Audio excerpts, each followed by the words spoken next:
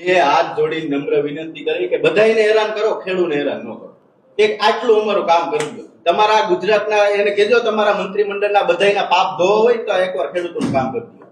બરોબર? કારણ કે એ ખેડૂત હોય, અમે ખેડૂત હોય ને આપણે અન્ન ખાઈ ખેડૂત અને 18 વર્ષના ખેડૂતો માટે આવ્યા છે. અને ખેડૂત ન હોય ને તો અન્ન ખાવાનું બંધ કરી દો અને મચ્છી ખાવાનું ચાલુ કરી દો. એટલે તમે તાજેતર તમે સાહેબ સુધી અમારો મેસેજ તો પહોંચાડી શકો ને, અને આ સાહેબને તો પહોંચાડી શકો. અમે તમને અલ્ટિમેટમ દેવા આવ્યા છીએ 15 દિવસ સાહેબ.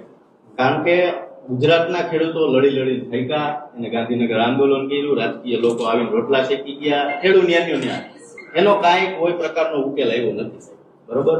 અમારા ગુજરાતના યુવાનો અને જનરેશનનું એવું માનવું છે કે આપણા કૃષિ મંત્રી જીતુભાઈ વાઘાણી છે, પોતે ખેડૂત પુત્ર છે. હા, તો જીતુભાઈ વાઘાણી વધારે ખ્યાલ હોય કે ખેડૂત પુત્ર છે પોતે બી. બરાબર. અને હવે ખેડૂતો થાકી ગયા છે, અને હવે તમામ જે ગુજરાતના યુવા પુત્ર છે હવે એ જાગશે અને લડશે 110%. જ્યાં સુધી ખેડૂતને ન્યાય નહીં મળે ત્યાં સુધી હવે નીચે નથી બેસવાનું. અમે 15 દિવસની રાહ જોશું, અને અમને પૂરેપૂરો જીતુભાઈ ઉપર ભરોસો છે અને વિશ્વાસ છે કે ન્યાય યોગ્ય મળશે 15 દિવસમાં. અને આ જો નહીં અપાવે તો પછી અમને રાખ્યું જ છે અંદર.